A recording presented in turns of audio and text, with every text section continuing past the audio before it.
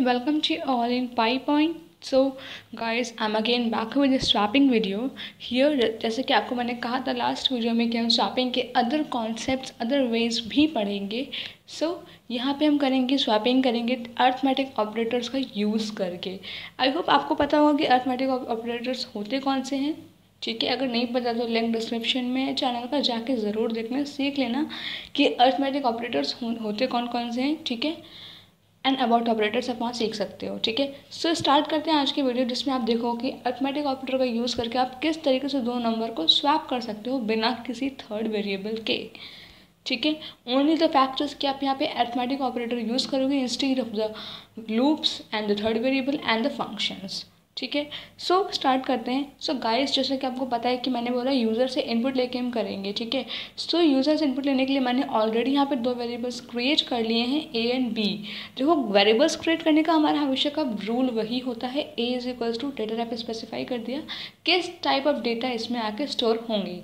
अगर आप यहाँ पे डेटा टाइप नहीं लिखते हो तो इससे क्या इफेक्ट पड़ता है आपके प्रोग्राम पे, वो भी देख लेना एक बार आप रन करके.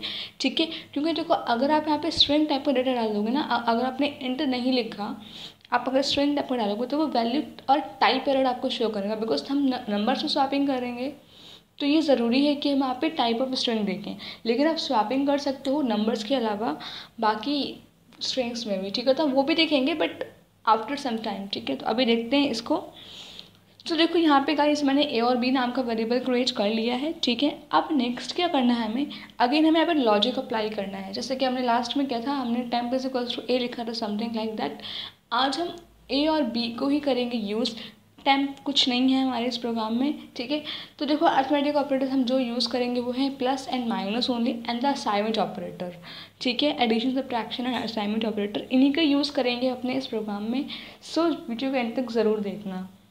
ठीक है, तो देखो यहाँ पे मैं क्या करने वाली हूँ, पहले हम प्रिंट करा लेते हैं values before swapping. Values before swapping. Okay,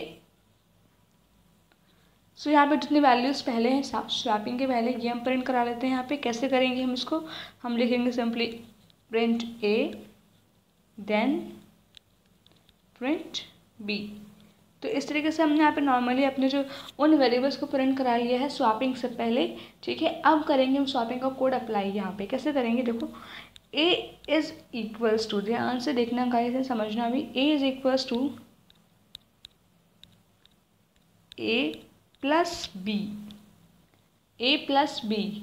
ठीक है, पहले लिख देती हूँ मैं, तो बताती हूँ आपको. B is equals to A minus b. okay, then again a is equals to a minus b. So guys, अब आप बोलोगे मैंने ऊपर अभी ए को ए माइनस से बी माइनस करवाया है, बी से बी में और ए में स्टोर करवाया है. सो गाइस अभी बताती हूँ सब कुछ, पेशेंस रखो. ठीक है, पहले यहाँ पे हम प्रिंट भी करवा लेते हैं एक बार, प्रिंट की लाइन भी लिख देते हैं यहाँ पे, print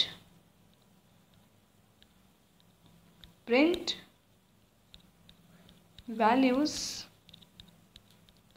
after swapping. Okay, so यहाँ पे मेरे स्वैपिंग के बाद का वेरिएबल आ जाएगा प्रिंट होके. ठीक है, अब यहाँ पे हम नॉर्मली लिख देते हैं print A then print B. So guys we have completed the code. अब अपने लॉजिक की तरफ चलते हैं, जिसका बहुत इंतज़ार है आप लोगों को सुनने के लिए.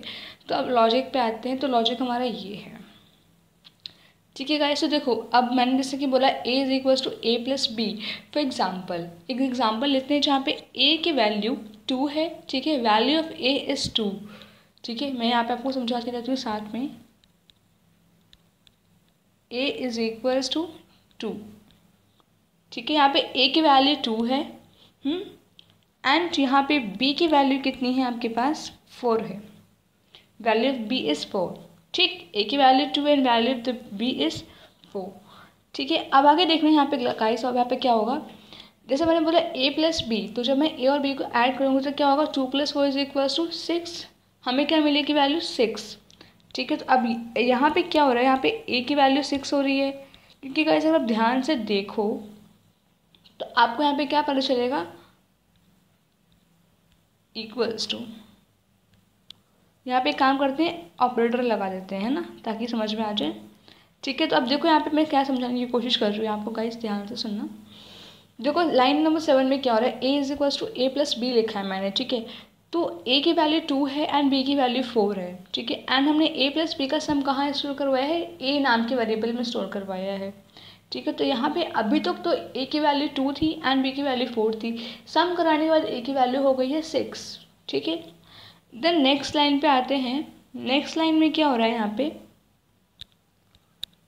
ए माइनस बी, ए माइनस बी मीन्स ए में कौन सी वैल्यू थी, ऊपर में 6 थी।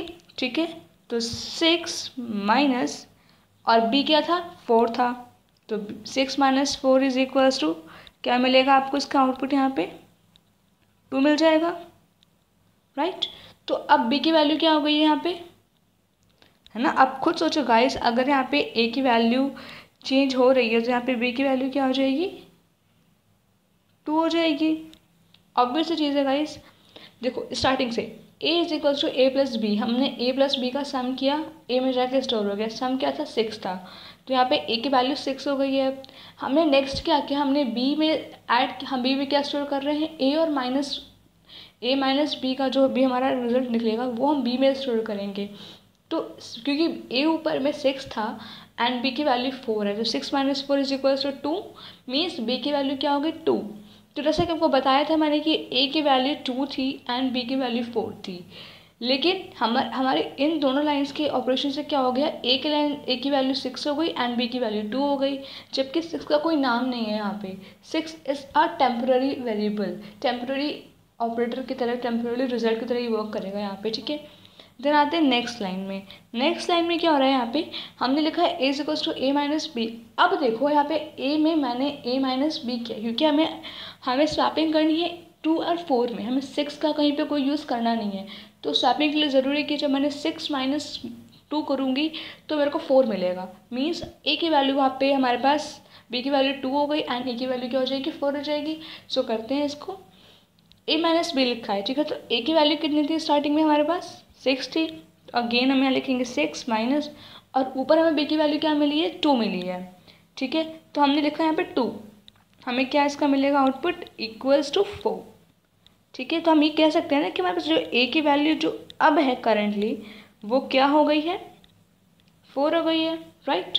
तो देखा आपने कि बी की वैल्यू हमारे पास स्टार्टिंग में 2 थी, बी की वैल्यू 4 थी एंड ए की वैल्यू 2 थी, एंड लास्ट लाइन तक आते आते हमारी ए की वैल्यू 4 हो गई और बी की वैल्यू 2 हो गई। तो हमारे पास यहाँ पे वैल्यू इंटरचेंज हो गई ना।